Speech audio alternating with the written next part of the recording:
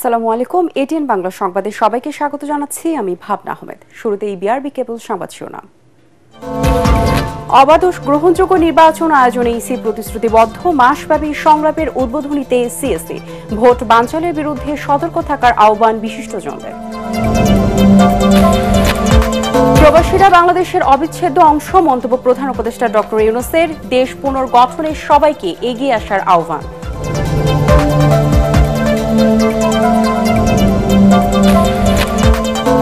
রাষ্ট্রযন্ত্র ঠিকভাবে কাজ করছে না, বিচার বিভাগ তার বাইরে নয়। মন্তব্য আইনজীবী জেড আই খান পান্নার। মব কালচারের দৌরাত নিয়ে ন্যায্যতা পথ হারিয়েছে। এবং মহাষষ্ঠীর মধ্য দিয়ে শারদীয় দুর্গোৎসব শুরু। পূজায় ফ্যাসিস্টদের দোসররা অস্থিতিশীল করার চেষ্টা চালাচ্ছে, জানালেন স্বরাষ্ট্র উপদেষ্টা।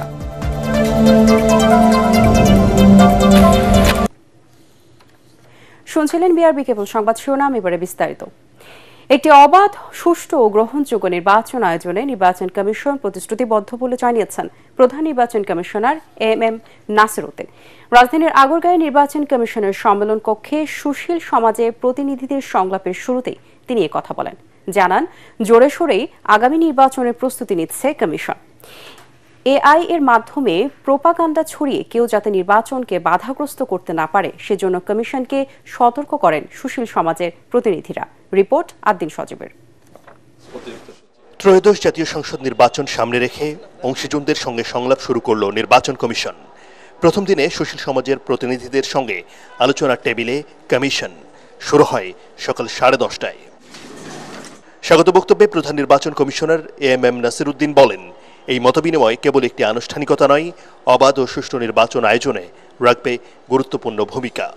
আমাদের নারী ভোটারদের সংখ্যা ছিল অনেক কম, 30 লক্ষ ডিফারেন্স ছিল, অথচ আমাদের কিন্তু অলমোস্ট 50% কিন্তু নারী, কিন্তু 30 লক্ষ ভোটার কম ছিল। সেই ব্যবধানটা আমরা অনেক কমিয়ে আনতে পেরেছি আমরা বাড়ি বাড়ি যাওয়ার কারণে। যার ক্ষেত্রে ভোটার তালিকাটাকে হালনাগাদ করার মাধ্যমে আমরা একটা অত্যন্ত বড় কাজ সম্পন্ন করেছি। সংলাপ এবার একটু দেরিতে শুরু হলেও সমস্যা হবে না জানিয়ে সিসি বলেন, একটি গ্রহণযোগ্য নির্বাচন আয়োজনে যথাসাধ্য কাজ করছে কমিশন।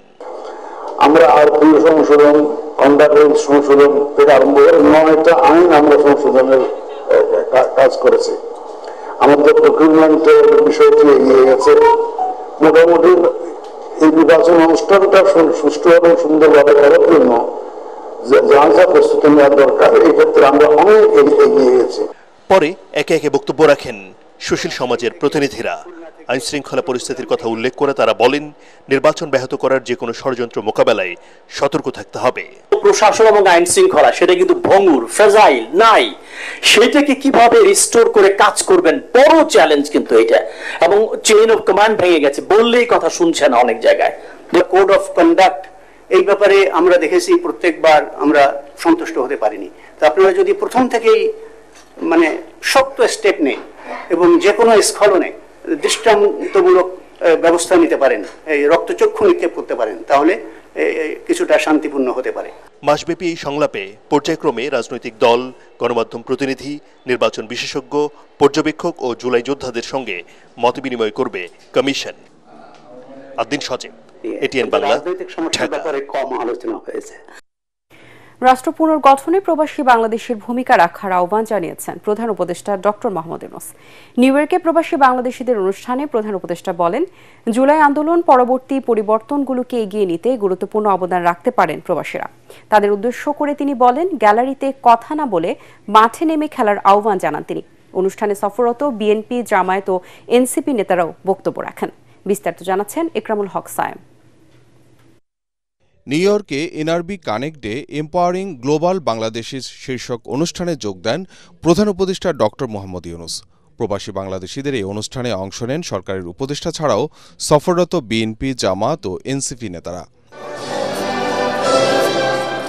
বিএনপির মহাসচিব মির্জা ফখরুল ইসলাম আলমগীর, জামাতে ইসলামী নায়েবে আমির ডাক্তার সৈয়দ আবদুল্লাহ মুহাম্মদ তাহের এবং এনসিপি সদস্য সচিব আক্তার হোসেন বাংলাদেশে জুলাই গণ অভ্যুত্থান পরবর্তী সময়ের রাজনৈতিক ভিশন তুলে ধরে বক্তব্য দেন।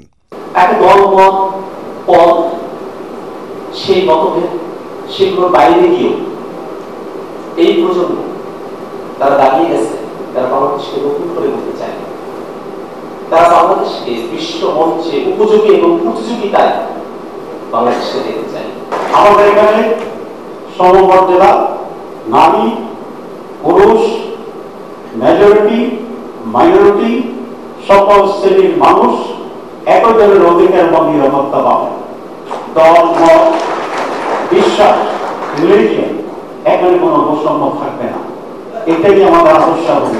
আমাদের সম্মানিত, সকলের সম্মানিত, বিশ্বের সম্মানিত প্রফেসর ইউনূস যখন কথা বলছিলেন, আমার বারবার করে মনে হচ্ছিল যে আমি এই দেশের স্বাধীনতার ঘোষক শহীদ প্রেসিডেন্ট জিয়া রহমানের কথা স্বপ্ন জিয়া রহমান দেখেছিলেন যে বাংলাদেশকে একটা গণতান্ত্রিক, একটা সমৃদ্ধ এবং দুর্নীতিমুক্ত একটি বাংলাদেশে পরিণত করবে। তার সমস্ত কথাগুলো সেই সভায় এ সময় যুক্তরাষ্ট্র সফরে রাজনৈতিক নেতাদের সঙ্গে পেয়ে আত্মবিশ্বাস আরও বেড়েছে বলে জানান প্রধান উপদেষ্টা। প্রবাসী বাংলাদেশিদেরকে দেশের অবিচ্ছেদ্য অংশ বর্ণনা করে নিজ নিজ সক্ষমতায় দেশের জন্য অবদান রাখার আহ্বান জানান তিনি। ভূমিকা পালন করতে পারি আমরা, কঠিন না, আপনাকে সেটার জন্য ওখানে যেতে হবে না। আজকাল প্রযুক্তির কারণে আপনি যে কোনো সময় সেখানে যেতে পারেন, যখন ইচ্ছা সেখানে যেতে পারেন। তাহলে সেই প্রযুক্তিগত জিনিসগুলো নিয়ে আসা, আর আপনাদেরকে এই যে ম্যাপের কথা বললাম, বাংলাদেশের ম্যাপ, সেই বাংলাদেশের ম্যাপটা অন্যভাবে দেখার জন্য যে আমরা এই বাংলাদেশের অংশ। কেবল কথা বলে নয়, একসঙ্গে সবাইকে জাতির পুনর্গঠনে কাজ করার তাগিদ তুলে ধরেন প্রধান উপদেষ্টা। ছাত্ররা তাদের রক্ত দিয়ে যে সুযোগ সৃষ্টি করে দিয়েছে, সেটা শুধু একটি রাজনৈতিক সরকার পরিবর্তনের বিষয় ছিল না, এটা দেশের একটা পুনর্জন্মের বিষয়। সেই পুনর্জন্মটা হাতে খড়ি থেকে শুরু করে সামনে গিয়ে যাওয়া, পেছনের দিকগুলোকে আজকে যেগুলো আলাপ করলাম, দুর্নীতি ইত্যাদি, এগুলো কত জটিল চলে যাওয়ার কথা। এগুলো কোনো জিনিস আর নতুন বাংলাদেশে যাতে প্রবেশ করতে না পারে সেই ব্যবস্থা, সেটি আমাদের সবার। এবং সবাই দূরে দাঁড়িয়ে, গ্যালারিতে দাঁড়িয়ে খেলা দেখবো ওরকম না, নিজে খেলবো না। আমরা গ্যালারির কাজ শেষ, আমরা প্রত্যেকে নিজে খেলবো, যেটুকু অংশ আমরা পারি সেটুকু অংশ আমরা পালন করবো। বিডার নির্বাহী চেয়ারম্যান চৌধুরী আশিক মাহমুদ বিন হারুনের উপস্থাপনায় সরকারের নীতি নির্ধারকরা জুলাই পরবর্তী বিভিন্ন কার্যক্রম তুলে ধরেন অনুষ্ঠানে। ইকরামুল হক সায়েম, এটিএন বাংলা।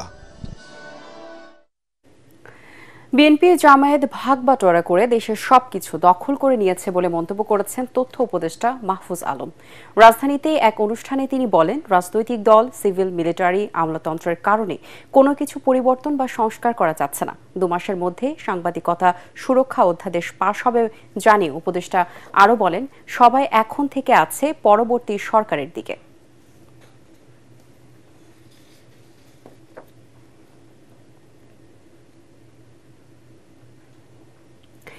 একটি বিশেষ মহল মনে করছে নির্বাচন হলে তাদের ভবিষ্যৎ নেই, তাই নতুন নতুন দাবি সামনে এনে নির্বাচন ঠেকানোর চেষ্টা করছে বলে মন্তব্য করেছেন বিএনপি ভাইস চেয়ারম্যান শামসুজ্জামান দুদু। জাতীয় প্রেসক্লাবের সামনে জাতীয়তাবাদী লেখক ফোরাম আয়োজিত সমাবেশে তিনি বলেন, একটি ভালো নির্বাচনের জন্যই বিএনপি সরকারকে সহযোগিতা করছে। এতে বিএনপি চেয়ারপারসনের উপদেষ্টা আব্দুস সালাম বলেন, যারা পিআর নির্বাচন চায় তারা ভারতের স্বার্থ রক্ষায় দুর্বল সরকার প্রতিষ্ঠা করতে চায়। যারা বিভিন্ন দাবি তুলে নির্বাচনকে বাধাগ্রস্ত করতে চায় তারা ফ্যাসিবাদ ফিরে আসার সুযোগ করে দিচ্ছে কিনা সেই প্রশ্ন রাখেন বিএনপি নেতারা। আমরা সরকারকে সমর্থন দিয়েছি গণতন্ত্রের প্রশ্নে, আমরা সরকারকে সমর্থন দিয়েছি, টিকিয়ে রেখেছি একটি ভালো নির্বাচনের জন্য। আমরা সরকারের কাছে প্রত্যাশা করি ভালো নির্বাচনের জন্য স্বল্প সময়ের মধ্যে যা যা করার সেগুলো উদ্যোগী হয়ে আপনি সিদ্ধান্ত নেবেন, সেটার প্রতি আমাদের সমর্থন আছে। মহল বিশেষ মনে করছে নির্বাচন হলে তাদের কোনো ভবিষ্যৎ নাই, এই জন্য বিভিন্ন রকম মুখরোচক কথাবার্তা বলে নতুন নতুন দাবি সামনে এনে নির্বাচনকে প্রলম্বিত এবং ঠেকানোর চেষ্টা করছে। এদেরকে আমি বলবো তারা বোকার স্বর্গে বাস করছে। কারণ বাংলাদেশের মানুষ গত 16 বছর 17 বছর ধরে আন্দোলন করেছে নিজের মতামত এবং অধিকারকে রক্ষা করার জন্য। সেই মতামত এবং অধিকার রক্ষা করার একমাত্র পথ হচ্ছে গণতন্ত্রের মধ্য দিয়ে পছন্দের প্রার্থী, পছন্দের দল, পছন্দের মার্কাকে ভোট দেওয়া। রাষ্ট্রযন্ত্র সঠিকভাবে কাজ করছে না, বিচার বিভাগ সেই বিচ্যুতির বাইরে নয় বলে মন্তব্য করেছেন জ্যেষ্ঠ আইনজীবী জেড.আই খান পান্না। আন্তর্জাতিক অপরাধ ট্রাইব্যুনাল সাংবাদিকদের প্রশ্নের জবাবে তিনি কথা বলেন। তিনি বলেন, চারদিকে মব কালচারে দৌরাত নিয়ে ন্যায্যতা পথ হারিয়েছে এবং সেই সুযোগ কাজে লাগাচ্ছে রাষ্ট্র। সাবেক তথ্যমন্ত্রী এবং জাসদ সভাপতি হাসানুল হক ইনুর পক্ষে আইনি লড়াই করবেন বলেও জানান তিনি। হত্যার সঙ্গে জড়িত যে কারো সাজা হওয়া উচিত বলে মন্তব্য করেন আসামি পক্ষের এই আইনজীবীরা। তবে মৃত্যুদণ্ড সাজার বিরুদ্ধে তার নৈতিক অবস্থান বলেও জানান জেড.আই খান পান্না। ধরার কথা বলছে এবং পাশাপাশি আরেকটা বলছে যে অ্যারেস্ট করা হোক, একদিন রেখে ছেড়ে দেওয়া হোক এবং কোনো প্রকার যাতে গুলি না চালানো হয় এবং সাউন্ড গ্রেনেড দিয়ে ভয় দেখানো হয়। ইট ডাজ নট মিন যে এখানে কিলিং এ পার্টিসিপেট করার জন্য উনি ইনসিস্ট করছে। তো সরকার যে থাকবে সেই করবে। ডাকসু নির্বাচনের ব্যালট নীলক্ষেতে ছাপানো এবং কাটিং এর বিষয়টি ভেন্ডর বিশ্ববিদ্যালয় প্রশাসনকে অবহিত করেনি বলে জানিয়েছেন ঢাকা বিশ্ববিদ্যালয়ের উপাচার্য অধ্যাপক নিয়াজ আহমেদ খান। বিশ্ববিদ্যালয়ের আব্দুল মতিন ভার্চুয়াল ক্লাসরুমে আয়োজিত জরুরি সংবাদ সম্মেলনে তিনি কথা বলেন। নীলক্ষেতে ব্যালট ছাপানোর তথ্যটি বিশ্ববিদ্যালয় কর্তৃপক্ষকে উক্ত সহযোগী ভেন্ডর অবহিত করেননি। যে ব্যালট পেপার ছাপানোর স্থান বা সংখ্যা সুষ্ঠু নির্বাচনকে কোনোভাবে প্রভাবিত করে না, কারণ ব্যালট পেপার ভোটের জন্য পুরোপুরি প্রস্তুত করতে কয়েকটি ধাপ সম্পন্ন করতে হয়। সুরক্ষা কোড আরোপ করে OMR মেশিনে প্রি স্ক্যান করে তা মেশিনে পাঠযোগ্য হিসাবে প্রস্তুত করতে হয়। এরপর চিফ রিটার্নিং কর্মকর্তা সিল সহ স্বাক্ষর ও কেন্দ্রের দায়িত্বপ্রাপ্ত রিটার্নিং অফিসার স্বাক্ষরযুক্ত হলেই তা ভোট গ্রহণের জন্য উপযুক্ত হয়। এ সমস্ত প্রক্রিয়া সম্পন্ন করেই পূর্ণ সতর্কতা এবং ডিউ ডিলিজেন্স বজিয়ে রেখে ভোট গ্রহণ করা হয়েছে।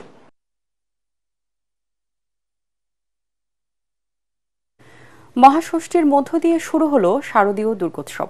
পূজা মণ্ডপে মণ্ডপে চলছে দেবীর বন্দনা। রাজধানী ঢাকেশ্বরী জাতীয় মন্দির সহ সারা দেশেই বিহিত পূজা, আমন্ত্রণ ও অধিবাসের মধ্য দিয়ে আনুষ্ঠানিকভাবে শুরু হয়েছে দুর্গাপূজা। ভক্তদের ভক্তি, নিষ্ঠা ও পূজার আনুষ্ঠানিকতায় মাতৃরূপে অধিষ্ঠিত দেবী দুর্গা। রিপোর্ট ঐশী গোস্বামী প্রমার। প্রতীক্ষার অবসান ঘটিয়ে দেবী এসেছেন বাপের বাড়ি। শুরু হয়েছে সনাতন ধর্মাবলম্বীদের সবচেয়ে বড় উৎসব শারদীয় দুর্গাপূজা। তাই তো মহাষষ্ঠীতে শাক ঢাক কাসরে বেলতলায় মহা ধুমধামে দেবীর আরাধনা করা হয়। রাজধানীর ঢাকেশ্বরী মন্দিরে দলে দলে আসেন ভক্তরা।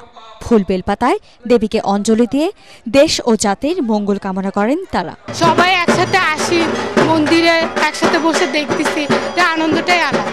এক বছর অপেক্ষার পর এই পূজাটা আসে, নতুন জামা পরার যে আনন্দ, তো ফ্যামিলি নিয়ে ঘোরার মজাটাই আলাদা। মায়ের কাছে সবসময় শান্তি চাই, সবাইকে নিয়ে শান্তিতে বাস করতে চাই।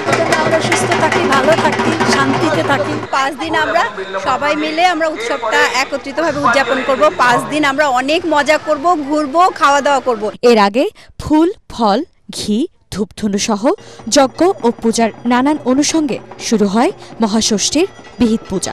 আমন্ত্রণ অধিবাসের পরে আগামীকাল সপ্তমীর অনুষ্ঠানটা হবে। সপ্তমীর অনুষ্ঠানে নবপত্রিকা প্রবেশ আছে এবং অন্যান্য বিহিত পূজা আছে। ঐশী গোস্বামী প্রমা, ATN বাংলা, ঢাকা।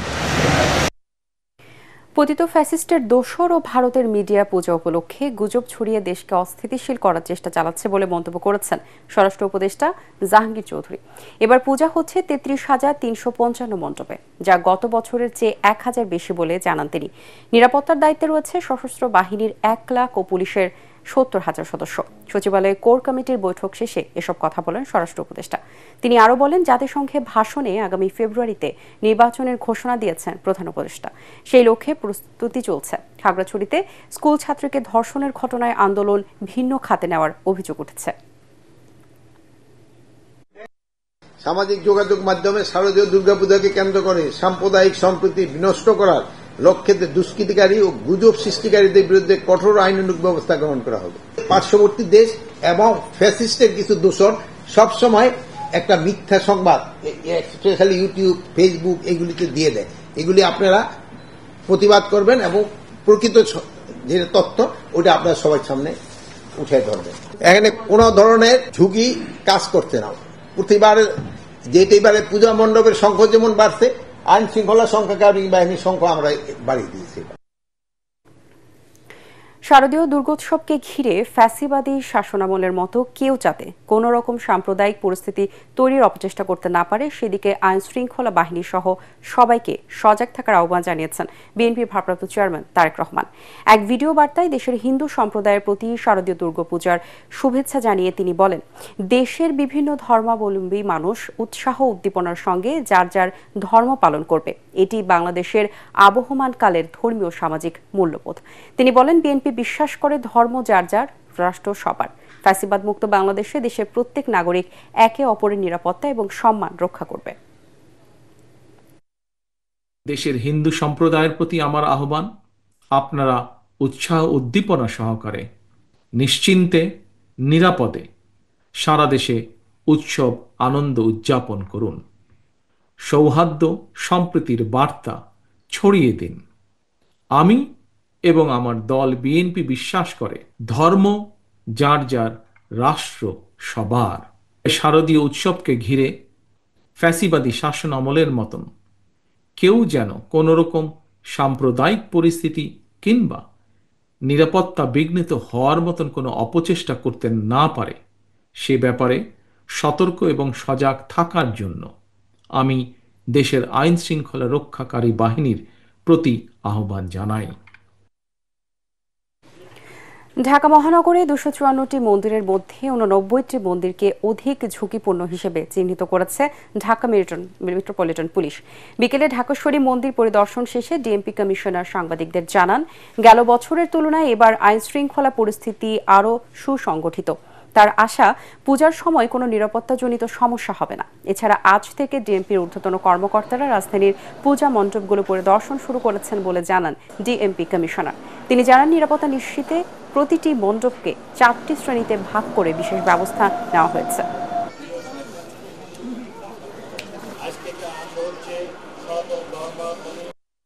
পূজা মণ্ডপগুলোকে 4টি শ্রেণীতে ভাগ করে 24 ঘন্টা পুলিশের উপস্থিতি নিশ্চিত করা হয়েছে। পূজা মণ্ডপগুলোর শ্রেণী মোতাবেক প্রত্যেকটি মণ্ডপে পুলিশ ও আনসার মিলিয়ে ন্যূনতম 11 জন থেকে 50 জন পর্যন্ত নিরাপত্তা বাহিনীর সদস্য মোতায়েন আছে। পূজা মণ্ডপ সমূহে ভক্তদের যাতায়াত নির্বিঘ্ন ও যানজট নিয়ন্ত্রণের জন্য পৃথক ট্রাফিক পরিকল্পনা গ্রহণ করা হয়েছে। 2026 সালে হজ যাত্রীদের জন্য সরকারি ব্যবস্থাপনায় বিমান ভাড়া 12,990 টাকা কমিয়ে 1,54,830 টাকা নির্ধারণ করে 3টি প্যাকেজ ঘোষণা করেছে ধর্ম মন্ত্রণালয়। বিকেলে সচিবালয়ে হজ প্যাকেজ ঘোষণা সংক্রান্ত সংবাদ সম্মেলনে এ তথ্য জানান ধর্ম উপদেষ্টা ডক্টর আ.ফ.ম. খালিদ হোসেন। প্রস্তাবিত 3টির মধ্যে প্যাকেজের মধ্যে প্যাকেজ 1-এর খরচ ধরা হয়েছে 6,90,597 টাকা। প্যাকেজের দ্বিতীয় 2-এর খরচ ধরা হয়েছে 5,58,881 টাকা। আর প্যাকেজ 3-এর খরচ ধরা হয়েছে 4,67,167 টাকা। বেসরকারি ব্যবস্থাপনায় সাধারণ হজ প্যাকেজের মূল্য নির্ধারণ করা হয়েছে 5,09,185 টাকা। খালিদ হোসেন আরও বলেন, এবার বাংলাদেশ থেকে মোট 1,27,198 জন হজ পালন করতে পারবেন। 70 বা 80 বছরের ঊর্ধ্বে কেউ হজে যেতে চাইলে 50 বছরের নিচে একজনকে সঙ্গে নিতে হবে। সংক্রামক রোগ আক্রান্ত কেউ হজে যেতে পারবেন না। হজ প্যাকেজ 1 বিশেষ প্যাকেজ।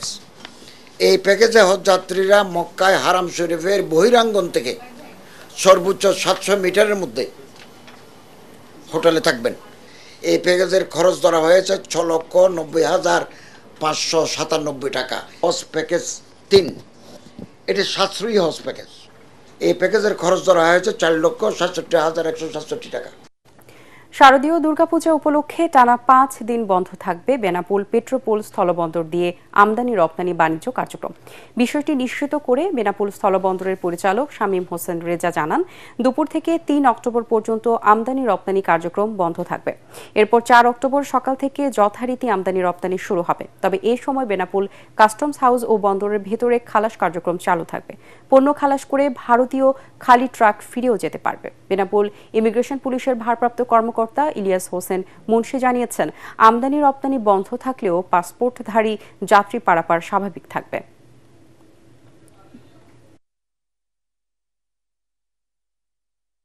আল আরাফা ইসলামী ব্যাংক পিএলসি এর 30তম প্রতিষ্ঠা বার্ষিকীতে শুভেচ্ছা জানিয়েছেন এটিএন বাংলা ও এটিএন নিউজের চেয়ারম্যান ডক্টর মাহফুজুর রহমান। প্রতিষ্ঠা বার্ষিকী উপলক্ষে ডক্টর মাহফুজুর রহমানের পক্ষে ফুলের তোড়া ও কেক পৌঁছে দেন এটিএন বাংলার সিনিয়র ভাইস প্রেসিডেন্ট ও উপপ্রধান বিক্রয় বিপণন শফিকুল ইসলাম। আল আরাফা ইসলামী ব্যাংক পিএলসির ব্যবস্থাপনা পরিচালক রাফাতুল্লাহ খান উপহার সামগ্রী গ্রহণ করে এটিএন বাংলা এবং ডক্টর মাহফুজুর রহমানকে শুভেচ্ছা জানান।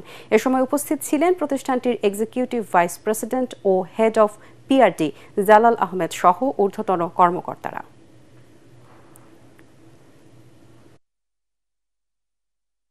এবার আল আরাফা ইসলামী ব্যাংক অর্থ সংবাদ।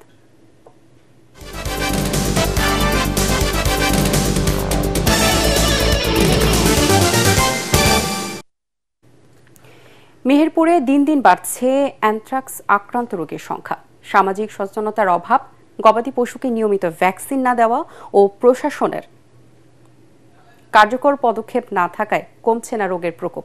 মেহেরপুর প্রতিনিধি উম্মে ফাতেমা রোজেনার পাঠানো রিপোর্ট জানাচ্ছেন আসফুর রহমান সাগর। মেহেরপুরের প্রায় প্রতিটি গ্রামেই হানা দিয়েছে অ্যানথ্রাক্স। আক্রান্ত পশুর মাংস খাওয়া বা এর সংস্পর্শে এসে এ রোগে আক্রান্ত হচ্ছেন মানুষ। রোগটি মূলত চামড়ায় দেখা দিলেও দ্রুতই ফুসফুস ও খাদ্যনালীতে ছড়িয়ে পড়ছে। কোটা পড়া কইছে একদিন হাসুতে কাটি গেছিল, যার পরে একদিন অশানি বাড়াইলো, বাড়ি এরম নখ ফুইলে যাই এরম ইহে নাম মনে করছে যেমন নখ মনে হয় আঙ্গুল কাটাই নাই যে হাড়ে আমার একটু গুতা নাই জায়গাটা সামান্য কানা হয়ে গেল, ব্যথা বেশি ছিল না, তার 2 দিন পরে ব্যথা হয়ে গেল, হওয়ার পরে ঘা হয়ে গেল, দিদিকে ওষুধ পানি কিনে খানো দি সরে গেল। এখন শুকাইছে, এখন রস আছে, হালকা হালকা ব্যথা, চুলচুল ঘা শুকাইছে, এখন যন্ত্রণা আছে হালকা হালকা। এলাকাবাসীর অভিযোগ, স্বাস্থ্য বিভাগের তেমন কোনো সচেতনতা কার্যক্রম নেই, আর অসুস্থ পশু জবাই ও বিক্রি বন্ধেও নেই কার্যকর পদক্ষেপ। গরু ছাগল জবাই করা হয়, এখন কোন গরু ছাগল জবাই করা হয় আক্রান্তকে ভালো এটা তো আমরা জানি না। এটা আমার গ্রামের থেকে অনেকেই এরকম হচ্ছে, আমরা সরকারি মাধ্যম থেকে এটা আমরা অনেক সচেতন চাইছি, তো সরকার কি করবে না করবে সরকারি সিদ্ধান্ত নিক। চিকিৎসকরা বলছেন, হাতুড়ে চিকিৎসা না করে প্রথমেই হাসপাতালে এলে এ রোগ থেকে দ্রুত মুক্তি পাওয়া সম্ভব। তারা যদি লোকালি নেয় তাহলে এর স্পোর থেকে যায়, দেখা যায় ভালো হয়ে যাবে, কিন্তু তার স্পোরটা থেকে যাবে, পরবর্তী আবার এটা রিকারেন্স হতে পারে। তাই সবাইকে সচেতন হওয়ার জন্য আবেদন করতে। আক্রান্ত প্রাণী সংস্পর্শে না আসে, সেটা জবাই না করে এবং দ্রুত লাইভ স্টক যারা অফিসার আছে বা পশু হাসপাতাল আছে ওদের সাথে যোগাযোগ করে চিকিৎসাটা নেয়। অপরদিকে প্রাণী সম্পদ বিভাগ বলছে, বিশেষ বরাদ্দের মাধ্যমে ভ্যাকসিন কার্যক্রম জোরদার করা জরুরি। এই প্রাণীগুলা থেকে আমরা যদি অ্যানথ্রাক্স কন্ট্রোল করতে চাই, আমাদের 85% বা 85% প্রাণীকে টিকার আওতায় নিয়ে আসতে হবে এবং এটা রুটিনলি এই প্র্যাকটিসটা চালু রাখতে হবে, যেটা বর্তমান আমার যে সক্ষমতা, এই সক্ষমতায় আমাদের এটা বাস্তবায়ন করা খুবই কঠিন। স্বাস্থ্য বিভাগের তথ্য অনুযায়ী এবছর মেহেরপুরে অ্যানথ্রাক্সে আক্রান্ত হয়েছেন 464 জন, এর মধ্যে 98%ই গাংনী উপজেলায়। Bureau report, ATN Bangla. এবার আন্তর্জাতিক সংবাদ।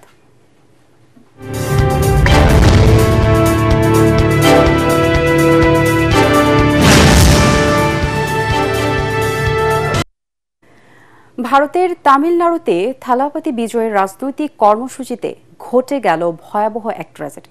জনপ্রিয় এই দক্ষিণী সুপারস্টারের সমাবেশে পদদলিত হয়ে প্রাণ হারিয়েছেন অন্তত 39 জন, আহত হয়েছেন 40 জনেরও বেশি। ভয়াবহ এই দুর্ঘটনায় শোকের ছায়া নেমে এসেছে ভারত জুড়ে। তবে এটা কি মানুষের উন্মাদনার কারণে ঘটা কোনো দুর্ঘটনা, নাকি এর আড়ালে অন্য কোনো পক্ষের ষড়যন্ত্র লুকিয়ে আছে তা নিয়েই চলছে জল্পনা। জাহিদুল আলমের রিপোর্টে থাকছে বিস্তারিত।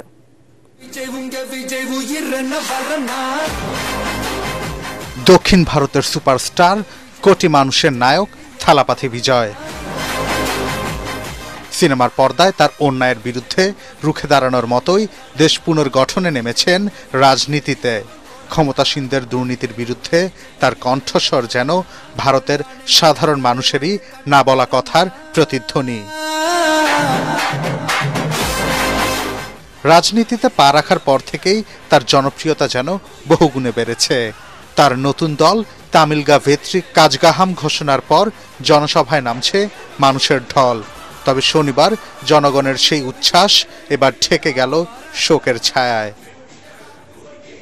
করুর জেলার সমাবেশে অংশ নিতে দুপুর থেকেই জমায়েত হয় হাজার হাজার মানুষ। বিমানবন্দর থেকে তাকে নাচ গানে স্বাগত জানিয়ে মানুষের ঢল আসে সমাবেশ স্থলে। সন্ধ্যায় বিজয়ের ভাষণ যখন শেষ পর্যায়ে তখনই হঠাৎ শুরু হয় ধাক্কাধাক্কি। এ সময় পদদলিত হয় অন্তত 100 খানেক মানুষ। ঘটনাস্থলেই প্রাণ হারান 10 জন। বিজয়ের নিরাপত্তায় নিয়োজিত অ্যাম্বুলেন্সগুলো আহতদের স্থানীয় হাসপাতালে নিয়ে যায়। সেখানে মারা যান আরও 30 জন। চিকিৎসকরা বলছেন এখনও অনেকের অবস্থাই আশঙ্কাজনক। তামিলনাড়ু সরকার জানিয়েছে এই ঘটনার পূর্ণাঙ্গ তদন্ত করা হবে। ক্ষতিগ্রস্ত পরিবারকে দেয়া হচ্ছে ক্ষতিপূরণ, আহতদেরও দেয়া হবে আর্থিক সহায়তা।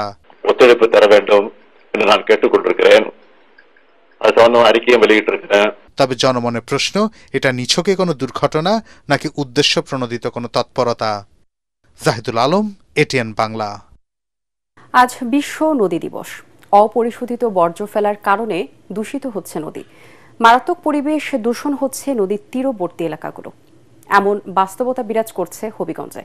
জেলার খোয়াই, কুশিয়ারা, রত্না, ঝিংরি, ভেড়ামোহনা, বিজনা, শৈল্পিক নামের নদীগুলো হবিগঞ্জকে মায়ের আঁচলে ঘিরে রেখেছে। কিন্তু ভূমি ও বালুদস্যু শিল্প বর্জ্যের দূষণে অস্তিত্বই বিপন্ন হতে চলছে নদীগুলোর। হবিগঞ্জ প্রতিনিধি আব্দুল হালিমের পাঠানো তথ্য ছবিতে আরো জানাচ্ছেন শরীফুল ইসলাম। পদ্মা, মেঘনা, যমুনা সহ অসংখ্য নদ নদীর দেশ বাংলাদেশ। বাংলার বুক জুড়ে ছড়িয়ে আছে নাম না জানা অসংখ্য নদী। সরকারি হিসেবে দেশে এই সংখ্যা 1156টি। কিন্তু দখল দূষণে হারিয়ে যাচ্ছে অনেক নদ নদী। শিল্পায়নের জন্য নদীর আশেপাশে গড়ে উঠছে ছোট বড় কলকারখানা। এর অপরিশোধিত বর্জ্য ফেলা হচ্ছে নদীতে। এতে দূষণের পাশাপাশি ঝুঁকিতে পড়ছে জীবন জীবিকা। হবিগঞ্জের পরিবেশ ও জীববৈচিত্র্য রক্ষা করে সুতাং, করাঙ্গি, সোনাই, খোয়াই, কুশিয়ারার রত্নাসহ অন্যান্য নদীগুলো। কারখানার বর্জ্যে দূষিত হয়ে পড়েছে এসব প্রাকৃতিক জলাধার। পরিবেশ ও মানবিক সংকট তৈরি হয়েছে নদী তীরবর্তী গ্রামগুলোতে। নদী ভরাট ও দখল করে স্থাপনা গড়ে তুলেছে ভূমিদস্যুরা। অবাধে তোলা হচ্ছে বালু, ফলে বিলীন হয়ে যাচ্ছে অনেক নদী। নদ নদী ও পরিবেশ রক্ষায় এখনই যথাযথ পদক্ষেপ না নিলে সারা দেশের পরিবেশ প্রতিবেশ হুমকিতে পড়বে বলে আশঙ্কা বিশেষজ্ঞদের। Bureau report, ATN Bangla.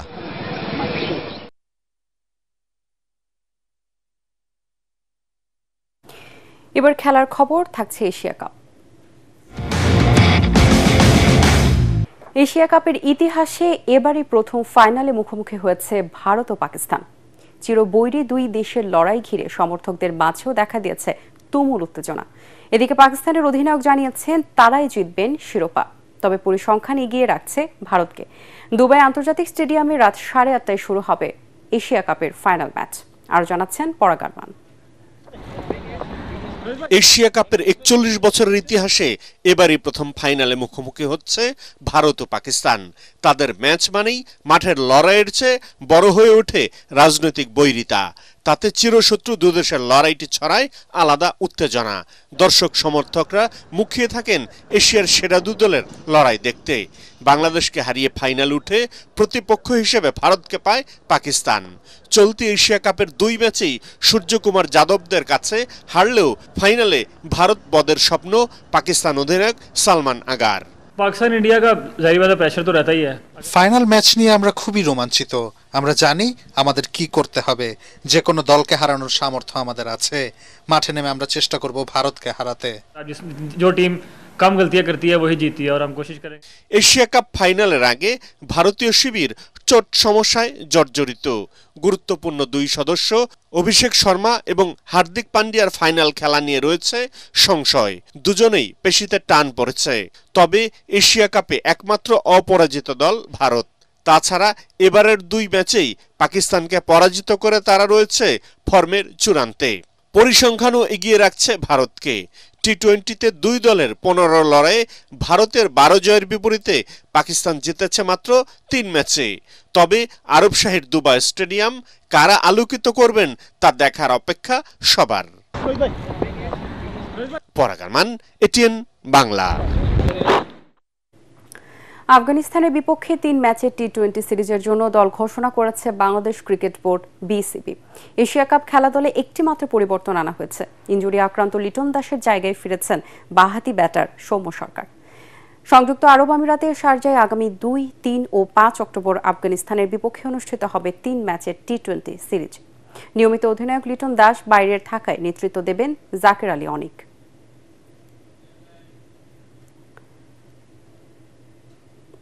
শেষ করার আগে বিআরবি কেবল সংবাদ শিরোনামগুলো জানিয়ে দিব আরও একবার। অবাধ ও গ্রহণযোগ্য নির্বাচন আয়োজনে ইসি প্রতিশ্রুতিবদ্ধ। মাসব্যাপী সংলাপের উদ্বোধনীতে সিএসি। ভোট বানচালের বিরুদ্ধে সতর্ক থাকার আহ্বান বিশিষ্টজনদের। প্রবাসীরা বাংলাদেশের অবিচ্ছেদ্য অংশ, মন্তব্য প্রধান উপদেষ্টা ডক্টর ইউনূসের। দেশ পুনর্গঠনে সবাইকে এগিয়ে আসার আহ্বান।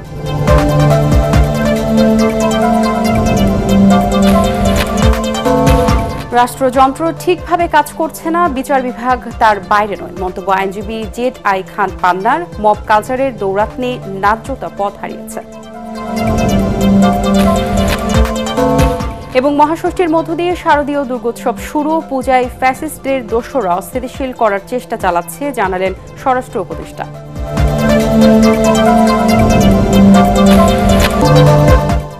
পরবর্তী সংবাদ দেখার আমন্ত্রণ জানিয়ে এখনকার মতো শেষ করছি এটিএন বাংলার সংবাদ। ইউটিউবে দেখতে ব্রাউজ করুন youtube/ATN বাংলা নিউজ। ধন্যবাদ সবাইকে।